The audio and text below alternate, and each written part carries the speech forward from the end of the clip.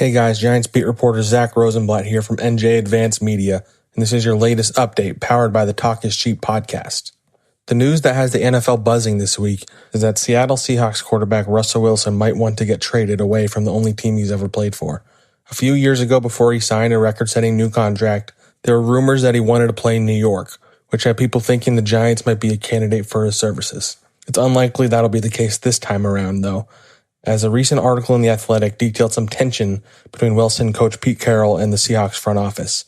Wilson has a no-trade clause, and ESPN's Adam Schefter reported that the only teams Wilson would approve a trade to would be the Chicago Bears, New Orleans Saints, Dallas Cowboys, and Las Vegas Raiders. So, for this time, Giants fans can keep dreaming. The NFL's window for teams to franchise tag their impending free agents opened this week.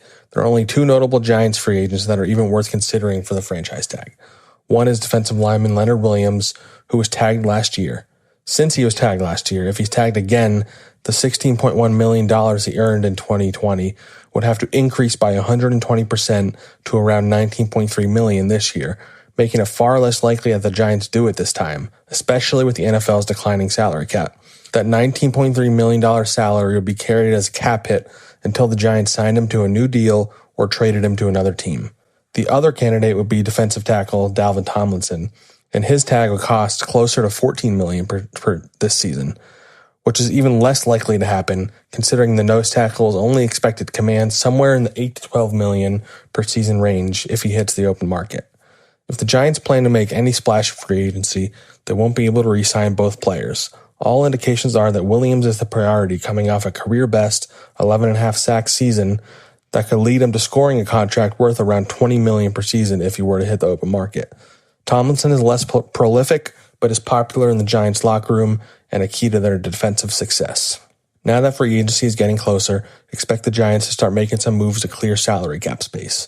The most obvious moves that general manager Dave Gettleman can make include cutting two of his most expensive free agent signings from recent years: wide receiver Golden Tate and offensive lineman Nate Solder. Tate has been an utter disaster since signing a 4-year deal in 2019, and cutting him would save around $6 million. Solder signed the richest free agent contract for an offensive lineman in 2018, and he's also been a disaster, though he could just retire coming off a season where he opted out due to the pandemic. If he retires or is cut, the Giants would also save another $6 million.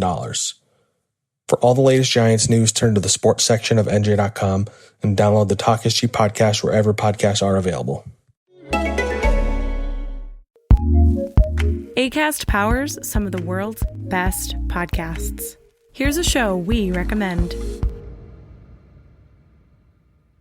Hi, this is Ross Golan, the host of the podcast, and the writer is.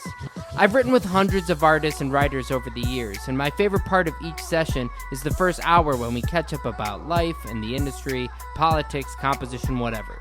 So our podcast is a journey of learning why people write songs, how people write songs, and most importantly, who the people are who write the songs.